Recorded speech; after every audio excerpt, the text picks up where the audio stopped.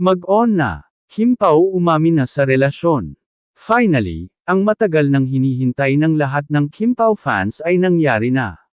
Sina Kim Chiu at Paolo Avellino ay opisyal nang umamin sa publiko na sila na nga.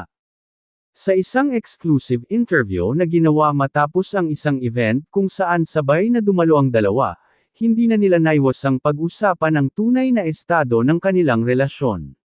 Matapos ang ilang buwang espekulasyon, sightings, at mga pa-sweet na moments nila sa social media at mga public appearances, kinumpirma na nina Kim at Paolo na espesyal na talaga ang turingan nila sa isa't isa, at ngayon, sila na. Ayon kay Paolo, hindi na rin namin kayang itago kasi masaya kami. Gusto naming i-share ang happiness namin sa mga taong sumuporta sa amin mula noon hanggang ngayon.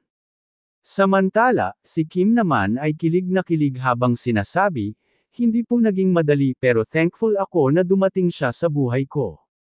Paolo is a blessing. Nag-umpisa ang closeness ng dalawa habang ginagawa nila ang kanilang hit movie My Love Will Make You Disappear, kung saan una nang napansin ng mga fans ang undeniable chemistry nila, both on and off cam.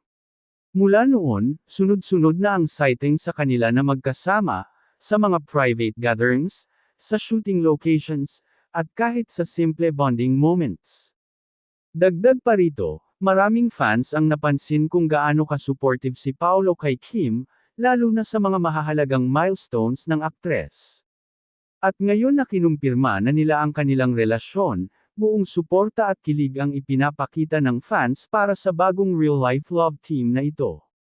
Mukhang bagong kabanata nga ito hindi lang sa career kundi pati na rin sa love life ni na Kim Chiu at Paolo Avellino. At sa mga supporters nila, siguradong mas marami pa tayong aabangan na sweet moments mula sa magkasintahan. Kim Pao is real, at officially, sila na nga.